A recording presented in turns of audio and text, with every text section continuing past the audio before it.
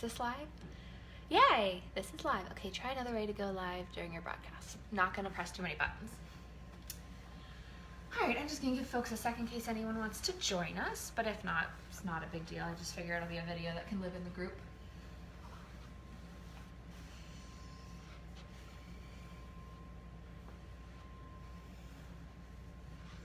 So if you saw, Comfy Joey has been posting different things to try each week. And some of them I know about in advance, so you've seen me maybe make some pictures as I was like, oh, can I do that with a ring sling? But this one caught me off guard a little bit because I do not like a true hip carry and ring sling. Everybody's kid is gonna fit differently in a sling, how and what is comfortable to you. And a true hip carry for me is not a super comfortable carry. The good news about that though is that because it's not my favorite carry, I spent a good amount of time trying to figure out why it's not my favorite carry and if I can make it comfortable for me.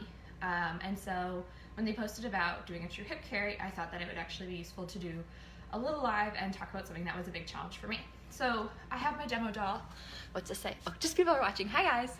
On my front, and what I wanted to show was two ways in shifting to a hip carry. The first is what I see a lot of people do.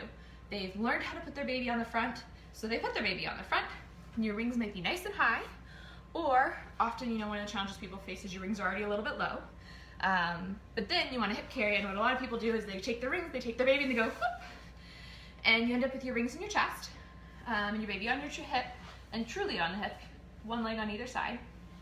And if this is comfortable and secure for you, awesome. For me, I feel like when I do something like this, like my baby ends up kind of in my armpit and my boob, I end up at a much wider section of the ring sling here. And so it's up in my neck, and I feel like it often can creep down here, and I lose motion with my arm. But again, personal preferences. So if this doesn't bother you, awesome, do what you're doing. But because of this isn't my favorite way to hip carry. I also always felt like my kid had no seat when I did a hip carry. And you know, when you make your seat in a ring sling, that positioning where their knees are just slightly in between you and them is really important. And when I went to a ring sling on the hip carry, it felt like my kid was actually sitting on my hip, and the sling was just being my arm. It wasn't giving any seat support. And so for me, this just wasn't my favorite carry. So I saw that today, I was like, oh, of course you would do a true hip carry. But knowing that and knowing how I feel about it, I actually started fooling around with how to do a true hip carry and something that would be comfortable to me, that would address where my rings sit, my neck to elbow, and like both my arm movement and just not liking my sling up here, and the seat situation, because I didn't like that. So what I just wanted to show people for a minute is instead, for me, when I do a true hip carry, instead of taking my baby center and well positioned here and scooching them to my hip, I like to plan for a hip carry. And so let me take my baby out for a minute and show you what I mean. Instead of starting with my rings kind of in my position here like I would, and then putting my baby front center and scooching them over, and instead of starting same position and just entering them on my hip, which is kind of awkward with my arm, I find, and part of this could just be my build, I'm very shouldery, I actually prefer to start a hip carry like this. Because ideally I want my rings, for me personally, to still end up in the same place as if I was wearing tummy to tummy. And so I start with my rings behind me, load my kid on the front, and then when I rotate, my rings end up in the right spot. So let me grab my baby. So I got my rings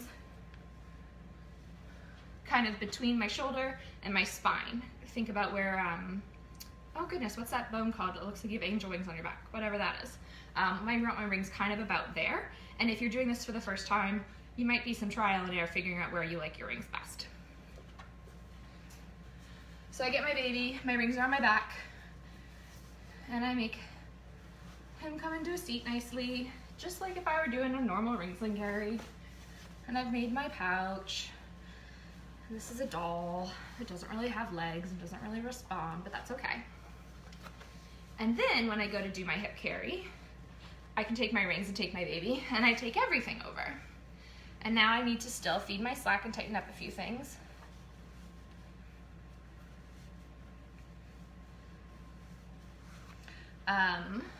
Pull this over.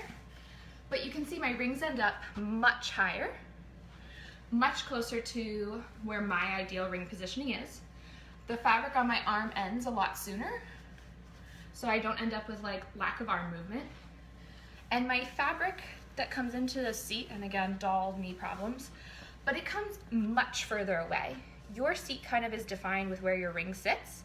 And so when my ring sits way down here, my seat ends there. But when my ring sits up higher, I have a lot more space.